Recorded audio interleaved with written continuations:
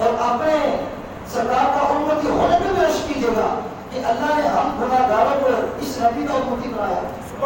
اس نبی نے ہمیں کسی مقام پہ بھولے ہی نہیں, کسی مقام پہ ہمیں بھلایا ہی نہیں.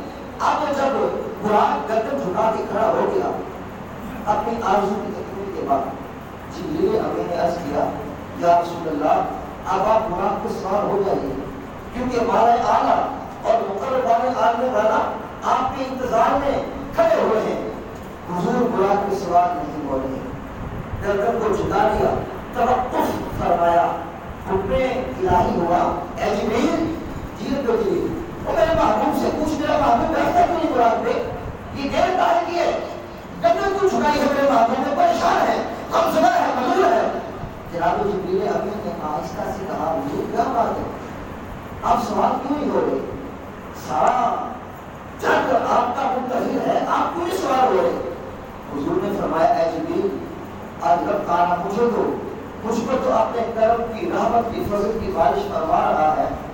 میں سوچ یہ رہا ہوں جب کل قیامت کا دن ہوگا میرے سارے امتی اپنے اپنے قبروں سے نکل کر میدان محشر میں جمع ہوں گے تو 50,000 سال کی مسافت اس پل صراط پہ سے پیدل کیسے سفر کریں گے. 50,000 سال کی اس پل صراط پر سے کیسے جناب سفر کریں گے, کیسے دن گزاریں گے, اتنا لمبا دن, اتنا طویل دن, پیدل کیسے جناب سفر کریں گے.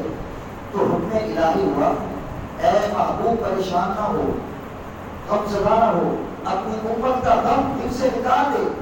کیوں, اس لیے جب کل قیامت کا دن ہوگا ہم آپ کی ہر امتی کی قبر پہ ایک ایک قرآن بھیج دیں گے. سبحان اللہ. ہر امتی کی قبر پہ ایک ایک قرآن بھیج دیں گے.